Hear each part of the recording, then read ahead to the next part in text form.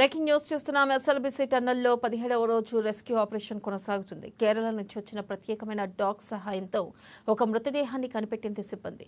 12 గంటల పాటు శ్రమించి మృతదేహాన్ని బయటికి తీశారు. మృతుడు టీబీఎం ఆపరేటర్ గురుప్రీత్ సింగ్ అధికారులు గుర్తించారు. వారు చనిపోయి 16 రోజులు అవుతూ ఉండడంతో మృతదేహం గుర్తుపట్టలేనంతగా మారిపోయింది.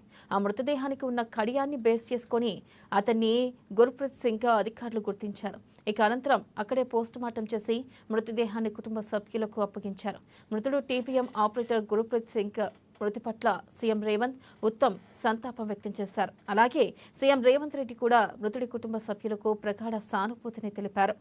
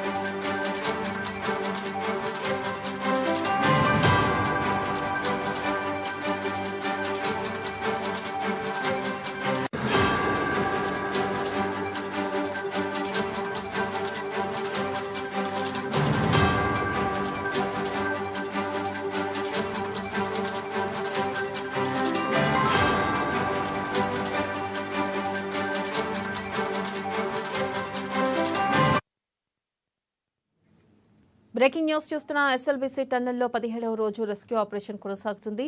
ఇక కేరళ నుంచి వచ్చిన ప్రత్యేకమైన డాగ్ సహాయంతో ఒక మృతదేహాన్ని కనిపెట్టింది సిబ్బంది.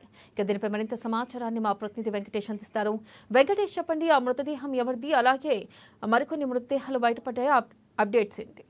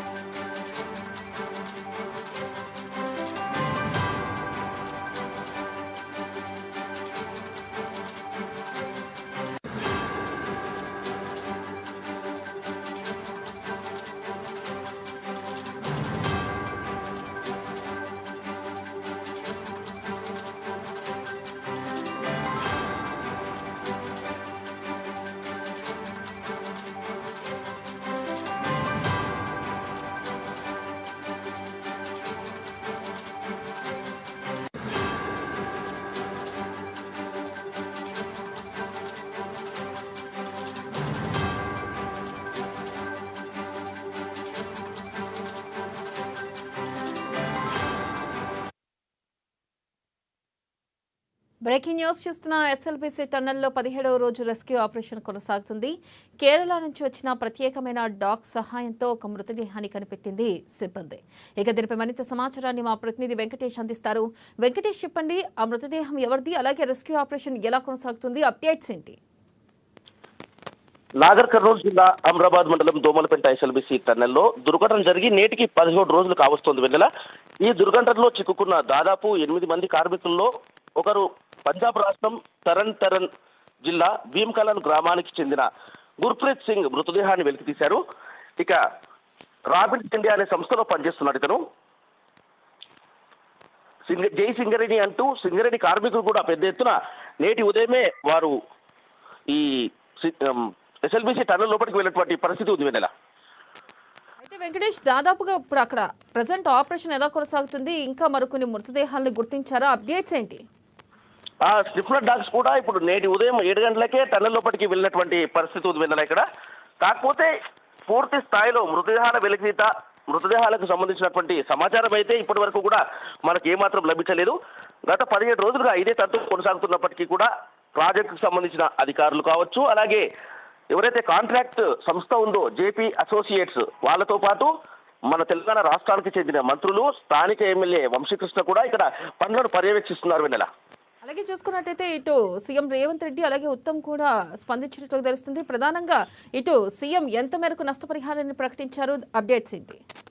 నష్టపరిహారానికి సంబంధించి పూర్తి స్థాయి సమాచారం, ఒక ఫిగర్ అనేది ఇప్పటివరకు చెప్పలేదు. కాకపోతే ముఖ్యమంత్రి గారు కూడా ఇక్కడ 8 మంది ఎవరైతే చనిపోయి ఉన్నారో వాళ్ళందరికీ వారి కుటుంబాలను పూర్తి స్థాయిలో ఆదుకుంటామని, అలాగే వారు అనుకున్న దానికంటే కూడా అత్యధికంగా నష్టపరిహారం ఇచ్చే అవకాశం ఉంది. జేపీ అసోసియేట్స్ కూడా ఎవరైతే కాంట్రాక్ట్ సంస్థ ఉందో వాళ్ళు కూడా నష్టపరిహారం ఇచ్చేందుకు సమ్ముఖంగా ఉన్నట్టు తెలుస్తోంది madam. Right, thank you Venkatesh.